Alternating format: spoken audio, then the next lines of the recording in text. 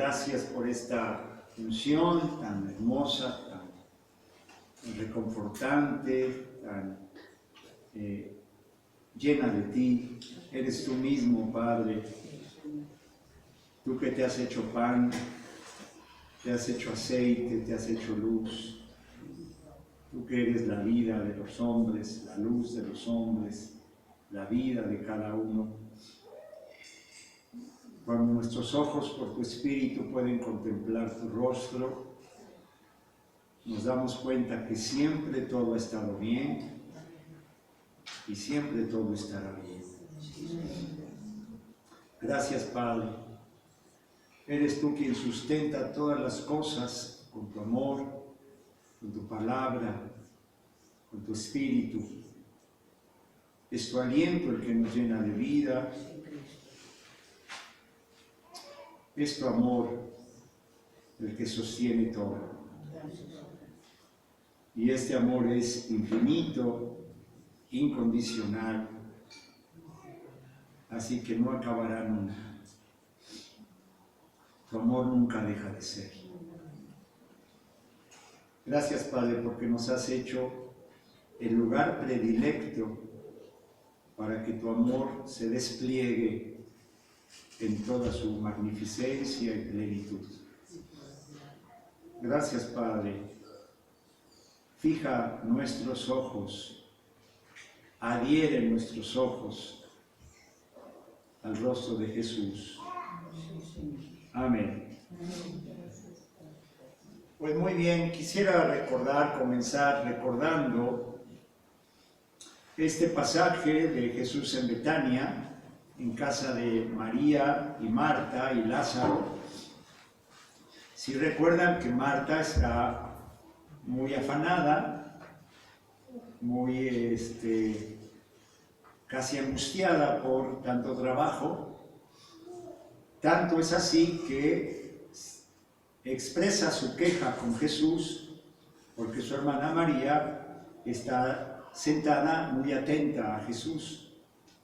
Y entonces Marta le dice: ¿no te parece mal, no te da cuidado que mi hermana esté sentada mientras yo trabajo mucho?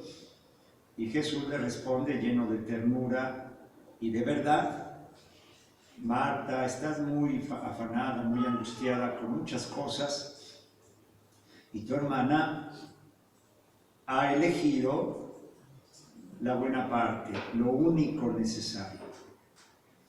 Esa frase de lo único necesario es fundamental para vivir. ¿Qué es lo único necesario?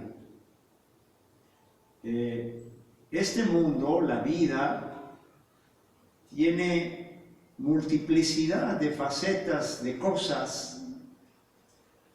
La Escritura dice que el ojo no se cansa de ver, ni el oído de oír, expresando que hay muchas cosas, muchas cosas. Cada cabeza es un mundo, hay tantas cosas. Si te pusieras a navegar en internet, en YouTube, en las redes, es infinito casi ya. Puedes hacer colección de yates, de coches, de llaveros. Lo que quiero decir es que hay multiplicidad de cosas. Pero Jesús dice que solo una cosa es necesaria. Lo único necesario. Al ponerlo en contraste con el mundo, es fuerte. Tantas, casi infinitas cosas, y Jesús dice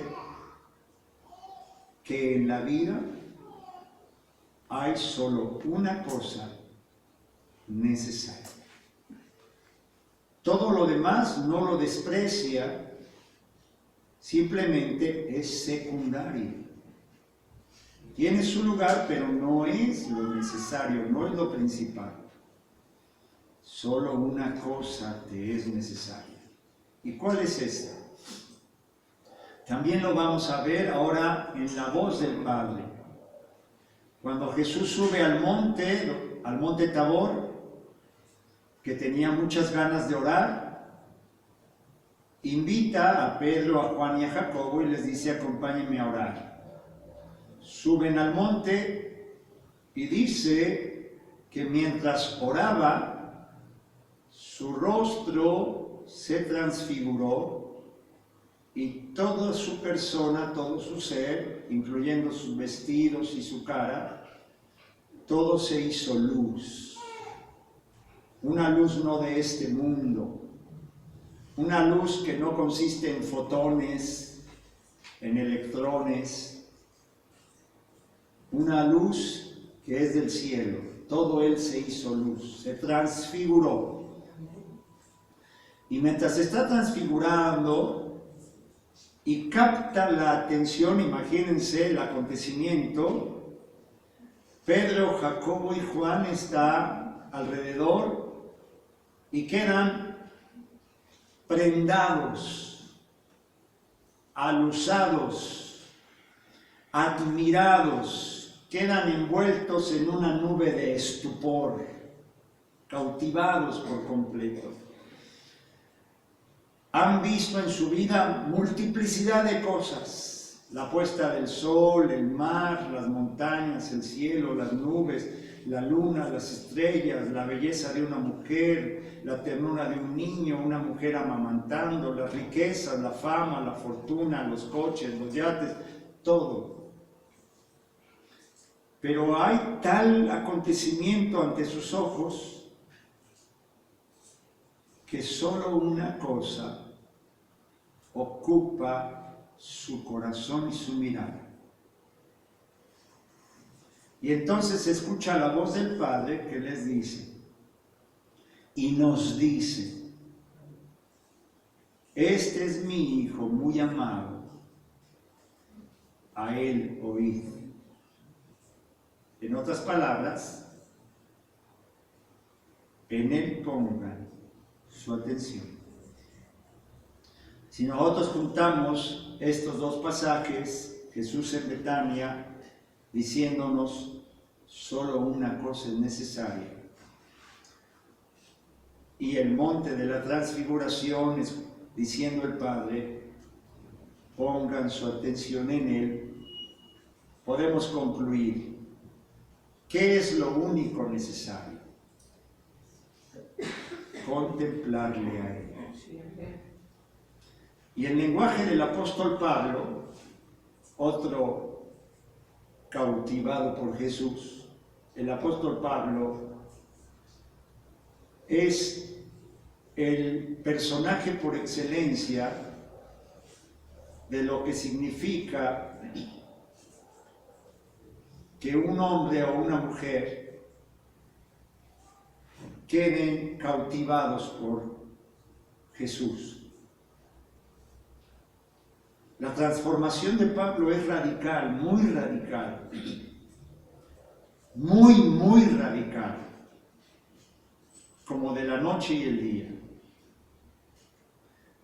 Pablo respiraba amenazas de muerte en contra de los cristianos. Casi podríamos decir que aborrecía el camino de Cristo. Rechazaba por completo, su corazón no solamente era indiferente a Jesús, sino completamente opuesto, su opositor, su antagonista. Pero cuando le contempla, el cambio en la vida de Pablo es tan radical que cambia hasta su nombre, lo cual en la Biblia es la mayor radicalidad de cambio. Se llamaba Saulo y ahora se llama Pablo. Respiraba amenazas de muerte y ahora lo dice él: todas las cosas, otra vez, he contemplado los yates, los coches, los llaveros, las mujeres, los hombres, todas las cosas. Pues ahora todas estas cosas que antes para mí eran ganancia, las tengo como secundarias. Para no decir como pérdida, porque hay veces que la gente escucha esto y se espanta, porque dicen: Dios me va a pedir todo. No, Dios no te pide nada, nada te pide, Dios solo sabe dar. No vino a pedir, vino a dar, a darse. Dar es amar. Darse es amar hasta el extremo. Entonces, Pablo lo dice en Filipenses. Todas esas cosas que para mí eran ganancia, hoy las tengo como secundarias por amor a Cristo, mi Señor, por amor del cual lo he dejado todo. Y luego dice, y lo único que quiero, otra vez, fíjense, como la palabra solita se alumbra a sí misma, no hace mal, no, lo único que necesitamos es la luz del Espíritu Santo en nuestro corazón, en nuestra mirada, y solita la palabra nos va guiando. Y otra vez Pablo apunta, solo hay una cosa necesaria. Y en su lenguaje estoy citando Filipenses capítulo 3. Conocerle a Él y conocer el poder de su resurrección. Solo hay una cosa necesaria, hermanos amados. Lo demás es secundario. No es que no sea importante, no es que sea despreciable, no. Tiene su valor, pero no es eso único necesario. Y miren, una de las cosas que a mí me hacen desear con sinceridad, no como una ley, desear con mi corazón que todos pudieran estar desde que comienza la alabanza hasta su final, es porque en medio de los cantos hay una gran oportunidad de centrar nuestra mirada en eso único necesario, en el rostro de Cristo. Porque cuando le contemplas a Él y al contemplarle empiezas a tener en tu corazón claridad del poder de su resurrección que está activo en ti, la acción de su resurrección que todo ha vencido aún hasta la muerte. Al centrar tu mirada en eso único necesario que es conocerle a Él, y recuerden que la palabra conocer en la Biblia no es tener información de algo. Conocer es tener una unidad íntima con ese algo. Cuando Adán conoce a Eva, es que en la intimidad se hacen uno. Cuando Abraham conoce a Sara, es que Abraham tiene un conocimiento íntimo de Sara, tanto que le llama a la Escritura hacerse uno. Por eso cuando dice conocerle a Él, cuando a través del medio que sea, estoy poniendo ahorita como ejemplo los cantos, cuando el Espíritu Santo como hoy usa los cantos para abrir nuestra mirada y centrarla en el rostro de Jesús y le contemplamos, en esa misma contemplación nos damos cuenta interiormente, conocemos íntimamente la acción de la fuerza de la resurrección de Cristo actuando en nosotros, y entonces ocurre una cosa maravillosa. Tu corazón recibe el impacto de la certeza de que todo está en manos del Padre y la fuerza de su resurrección actúa sobre todas las cosas, comenzando por mí. Y como en Saulo, el que estaba atribulado, intranquilo, con resentimiento, con odio, con preocupación, con angustia, con resentimientos, con tinieblas, con todo lo que tú quieras pensar, de una manera sobrenatural, maravillosa, el Espíritu Santo, al centrar tu mirada y tu corazón en el rostro de Cristo y al sentir en tu interior el poder de la resurrección, todo cambia y ahora estás lleno de paz, lleno de amor, lleno de paciencia, porque el reino de Dios es amor, gozo y paz en el Espíritu Santo. Porque la fuerza de la resurrección es actuar en nosotros para que nosotros vivamos en amor, gozo, paz, paciencia, benignidad, bondad, fe, mansedumbre y templanza.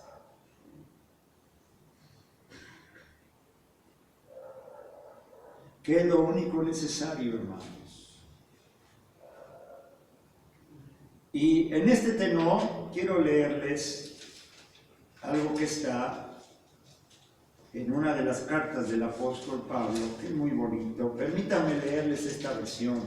Miren, hay veces que no siempre leyendo uno mismo es la mejor manera de recibir. Hay veces que escuchando. ¿Saben cuál era la Biblia de los apóstoles? Era muy difícil tener libros, pero tenían orejas, tenían oídos. Y entonces el apóstol a las congregaciones en todos los lugares, en Galacia, en Corinto, en Tesalónica, en todos los lugares, escribía las cartas y un hermano al frente las leía y los demás escuchaban. Porque dice en el monte de la transfiguración, a él oí. Póngale atención a él. Dice el apóstol Pablo. En el tenor de lo que venimos diciendo fue el colchoncito para preparar la escucha. Hay veces que uno lee o escucha a uno y es como llamado a misa. Ni caso le hice. Pero cuando el corazón ha estado en las manos del Padre como alfarero ablandándolo, el barro está listo para tomar la figura que el Padre le da, su imagen y su semejanza. De modo que en la acción del Espíritu Santo, lo que escuchamos se convierte en nuestra vida. Eso es escuchar, eso significa a él oír. Por eso quiero leerles en este tenor, dice el apóstol Pablo: hermanos, el apóstol tiene su corazón en la mano. Es probable que el apóstol cuando está escribiendo está en lágrimas y al mismo tiempo con un gozo extasiante, porque sabe que lo que dice, lo dice el Padre. Casi uno podría decir que en lugar de hermanos dice hijitos.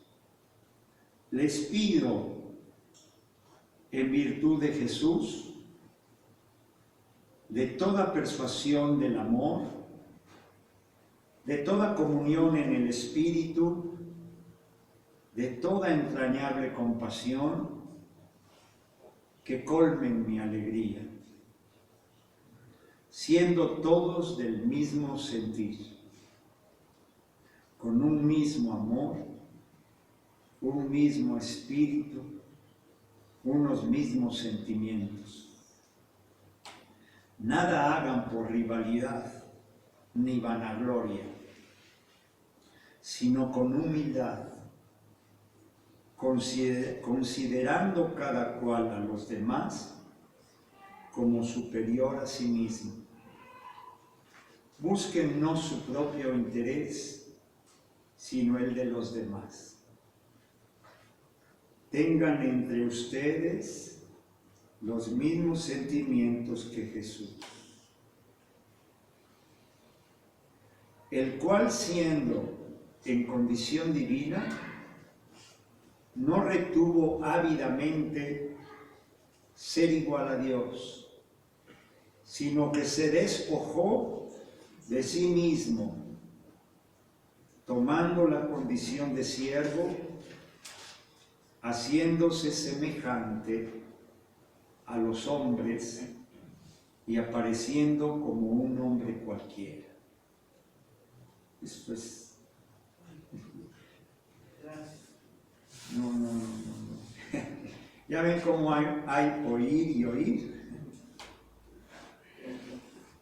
Démosle otra vueltecita para que nos penetre.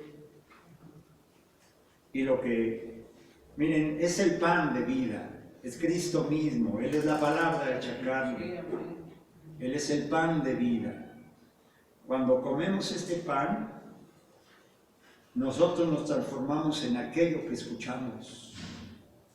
Esta es la virtud de la palabra de Dios. Yo puedo leer a Amado Nervo, puedo leer a Albert Einstein, puedo leer a Gabriel García Márquez, lo que tú quieras.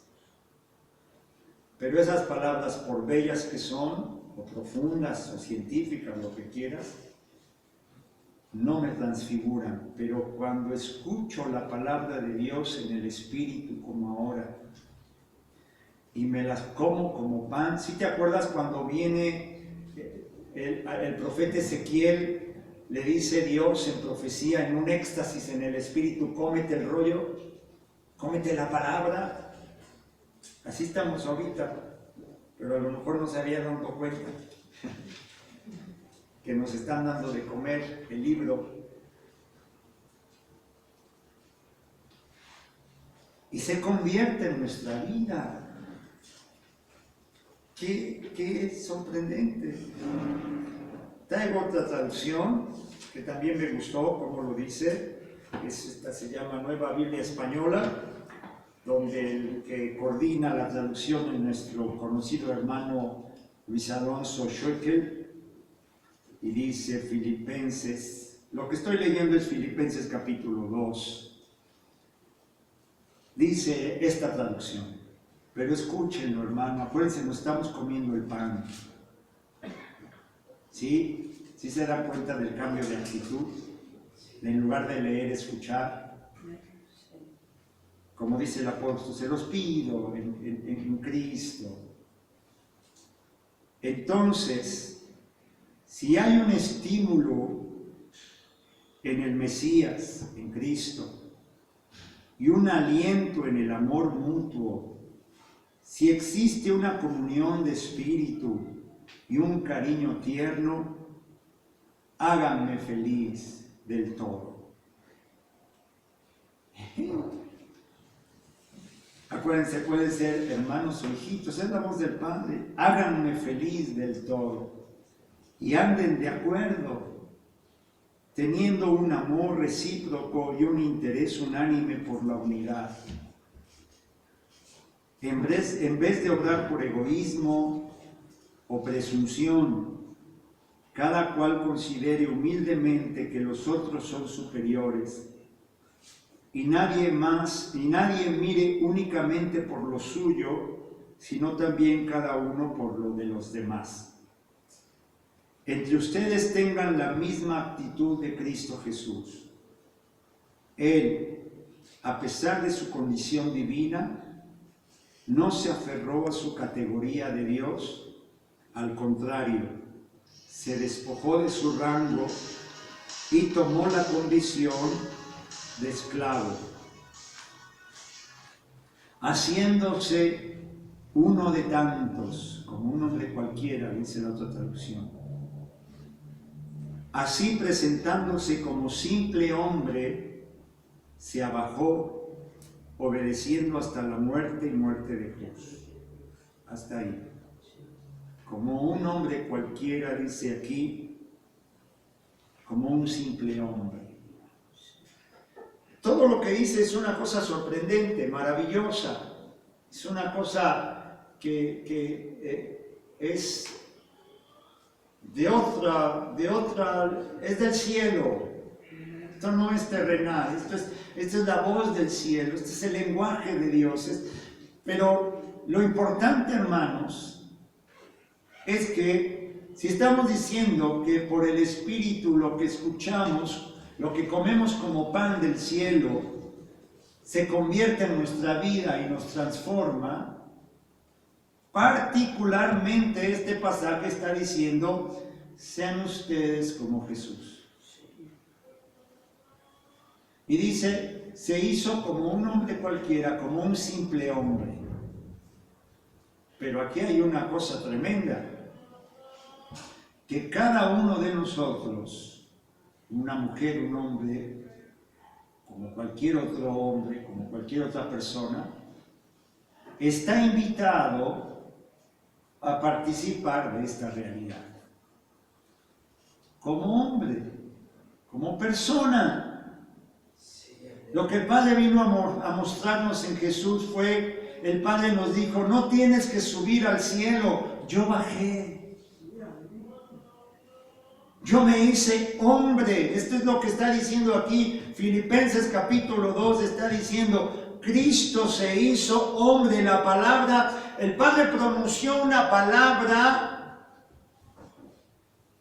el Padre pronunció una palabra en carne. Todo lo que el Padre tenía que decirnos, hay un hermano, los padres de la iglesia, uno de los padres de la iglesia decía, el Padre pronunció esta palabra de carne y se quedó mudo. ¿Qué quiere decir? No que el Padre ya no habla, sino que todo lo que tenía que decirnos lo dijo. Todo lo que tenía que decirte, haz de cuenta que tu papá o tu mamá te tienen que decir el secreto más grande de la vida. Todo lo que tienen que decirte, el Padre lo dijo en una palabra viva, en una palabra de carne. El Padre pronunció una palabra, no un discurso. Vean esto maravilloso. El Padre, para decirnos todo lo que quería decirnos, para poder entregarse, para amarnos y darse Él mismo, y darnos todo lo que necesitamos para vivir en toda la plenitud que Él nos ha dado en Cristo. El Padre no dio un discurso, pronunció una palabra de carne, una existencia. Cristo es la interpretación del corazón del Padre en existencia, en vida. La palabra del Padre se escucha, se recibe viviendo. El Espíritu Santo no nos metió en un salón de clases en Cristo. Estoy hablando de la encarnación. El Espíritu Santo no inauguró una universidad para dar las palabras del Padre. La palabra es una persona y las palabras de Dios se entienden viviendo, existiendo, siendo. No inauguró un salón de clases, nos mostró qué es vivir.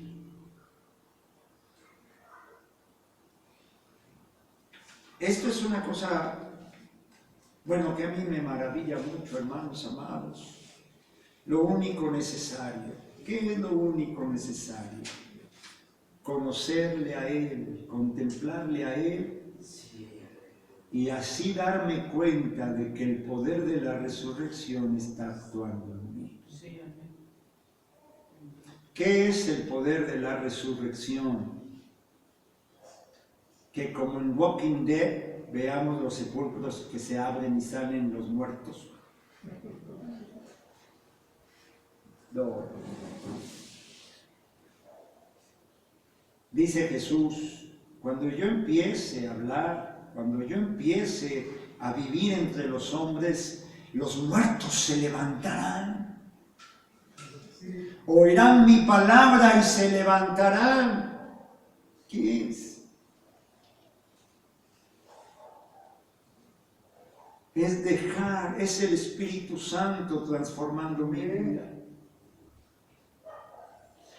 Levantando mi mirada al cielo y viendo a Cristo, viéndome a mí mismo y viendo a mis hermanos y viendo a Dios como verdaderamente es, son y soy. ¿Cómo nos mostró Jesús cómo es Dios y cómo es el hombre? Viviendo, no en un salón de clases. El Espíritu Santo dijo, traigo la palabra de Dios, vayamos todos a la escuela y les voy a dictar los discursos, los speech, la cátedra. No.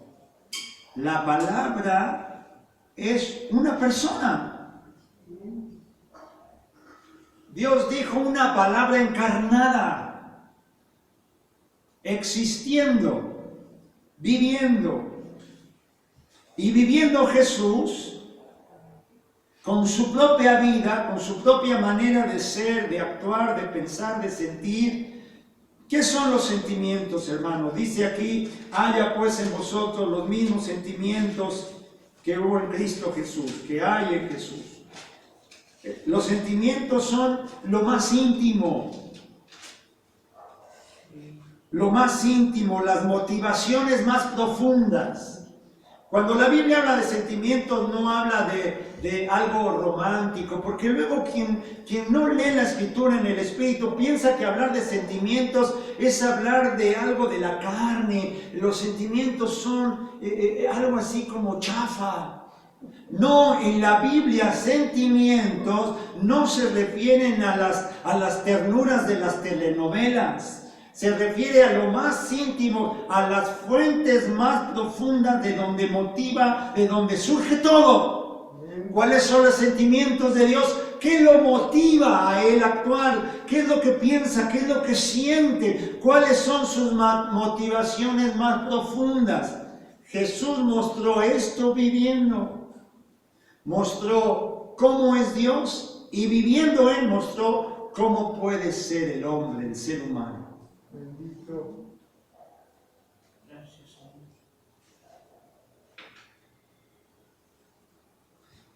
Voy a decir un lenguaje aquí medio elegantioso. La vida de Jesús implica una interpretación de la existencia vivida antes que tematizada. ¿Qué quiere decir esto? En lenguaje que yo entienda.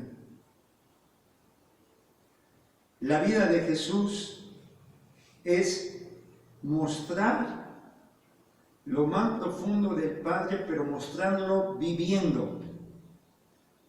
No vino a dar temas. ¿Sí recuerdan el primer día de clases en secundaria, preparatoria o así? ¿Qué es lo primero que dan los profesores? Los temas. Apunten porque este es el programa del año. Vamos a ver. No, Jesús no hizo esto. Vinieron los discípulos de Juan, ahí lo iban siguiendo atrás de él. Porque Juan les dijo, este es el efectivo, este es el esperado, este es el Cristo, esta es la verdad, esta es la vida, a Él síganlo. Y ahí van. Y entonces Jesús se voltea y le dice, ¿y ustedes qué? Y le dicen, ¿dónde vives?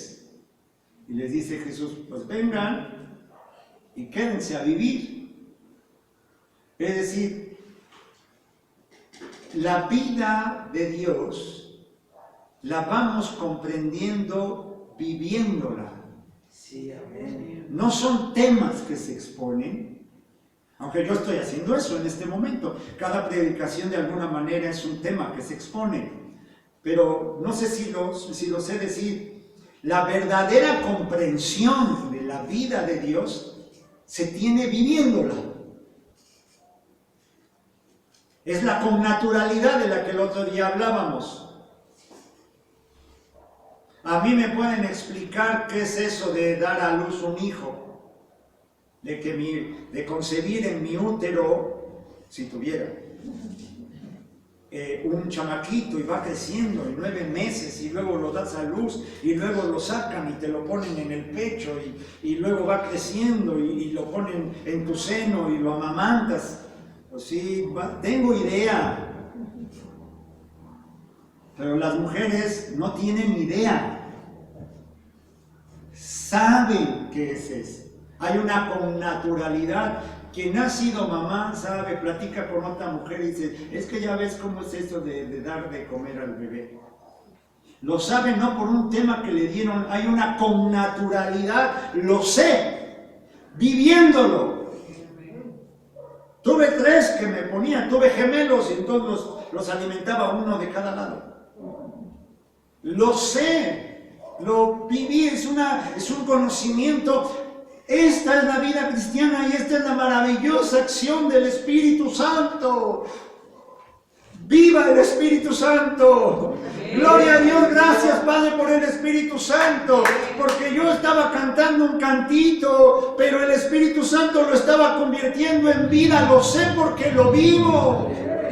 Cristo no es un tema que me exponen, es que Él se hizo uno conmigo, yo en Él y Él en mí. No me metieron, el Espíritu Santo no me metió a una escuela. El Espíritu Santo lo que hizo es que Cristo vive en mí y lo que ahora vivo, lo vivo en la fe. Él lo vive en mí. Lo estoy viviendo. Y en medio de los cantos y en medio de la predicación y en mi casa cuando me despierto, cuando me voy a acostar, en medio de veo a una mujer amamantando a su bebé y el Espíritu Santo convierte en vida eso. Yo sé, dice, así me alimenta el Padre. Así me alimenta el Padre. Así me acuerdo, Isaías decía, si tu madre se olvidara, si una mujer se olvidara del fruto de sus entrañas, yo nunca te dejaré. Y entonces cuando ves a una mamá que su principal tesoro es su bebé, y el profeta dice, si aún una mujer que su principal tesoro es su hijo, se olvidara de él, si pudiera ocurrir, yo nunca. Y entonces cuando contemplas eso, lo que te habla es Dios. Dije, yo no vi una mujer amamantando, yo lo que vi fue la seguridad de que Dios me sostiene con su Espíritu. Todos los días, todo el tiempo, estoy manando la enseñanza de nuestro hermano Barto del miércoles. Todo el tiempo estoy manando de Dios. Me alimenta, surjo de su seno, me sostiene. Por eso cuando el Espíritu Santo dice el apóstol Pablo, lo único necesario es conocerle a Él y conocer íntimamente el poder de su resurrección. ¿Cuál es el poder de su resurrección? La acción del Espíritu Santo en tu vida que te quita toda confusión, toda tiniebla, todo engaño, todo espejismo, toda ilusión y te hace ver la realidad y entonces te quedas extasiado en la certeza de que tu vida está sostenida por el Padre. ¿Qué es lo único necesario? Hay veces que a mí el Espíritu Santo me hace como un caballito en las carreras. A veces soy como un caballito en el hipódromo. ¿Sí han visto que les ponen una, no sé cuál sea el nombre, una como careta, para que solo vean al frente, para que no vean a los costados y se distraigan? Yo soy muy distraído, hermanos. Quizás si fuera yo y a la primaria me diagnosticarían, ¿cómo se llama eso? Déficit de atención. ¿Cómo? Déficit de atención.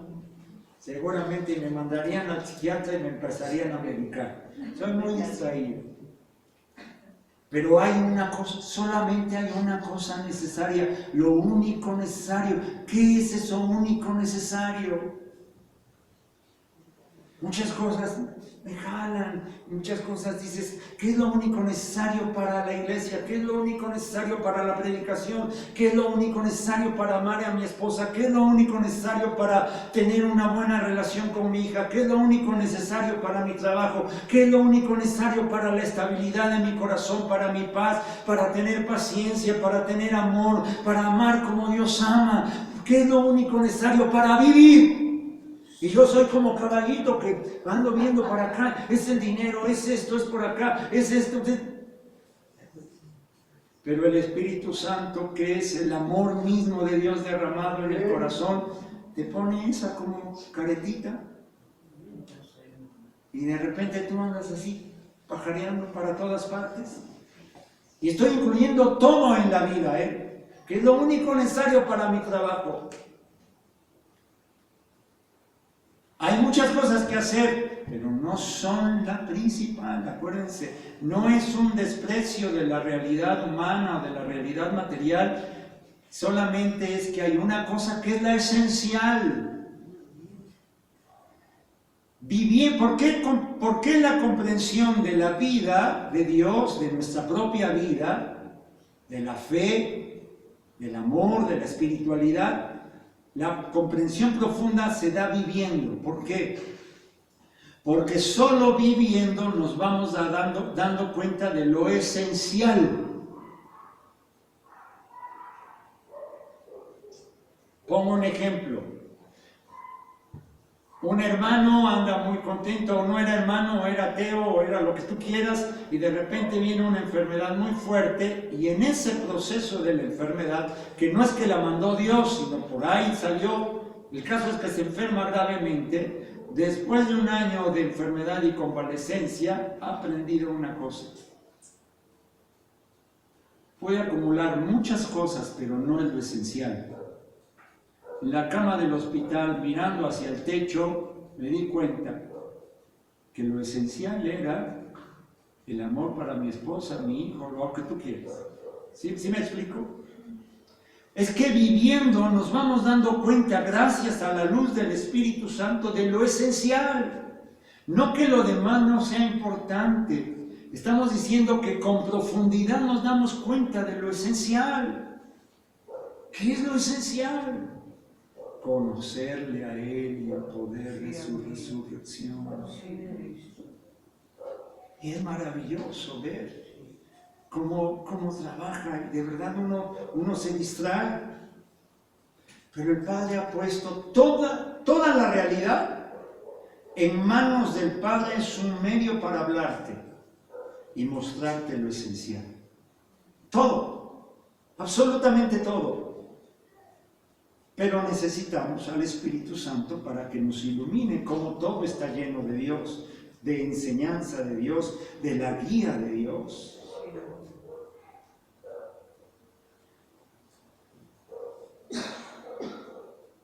Otro ejemplo. Las relaciones humanas no son fáciles. Las relaciones de pareja son muy complicadas. ¿Qué es lo que necesito para llevarlas a buen puerto? Yo ando como caballito, viendo para todas partes, y entonces tengo un problema de pareja, y lo que tú quieras. Y de repente, en medio de un canto, en medio de una lectura, de una predicación, en medio de lo que tú quieras, se fijan mis ojos en Jesús, como en el monte de la transfiguración. Imagínate que yo soy Jacobo, de los que van, dice Jesús, acompáñame a orar. Tú que andas todo pajareando, distraído, como caballo loco, ven, acompáñame a orar. Y yo sigo en mi loquera. Y a la hora que Él se transfigura y se convierte en luz, mis ojos lo ven. Y entonces descubro que lo necesario que necesito para que esté bien, para que la cosa marche mejor en mi relación de pareja, es verlo a Él. ¿Cómo? ¿Sí? Porque a la hora que lo vi, al contemplarlo a Él, mi corazón recibió una provisión de paz y de alegría tal que sabía yo que mi corazón transformado es el camino mejor para que la cosa marche bien. O ponle el problema con tu hijo, con tu hija, con tus padres, con tus tíos. ¿Qué tengo que hacer? ¿Qué tengo que hacer? Que me inviten al monte de la transfiguración y su rostro de luz.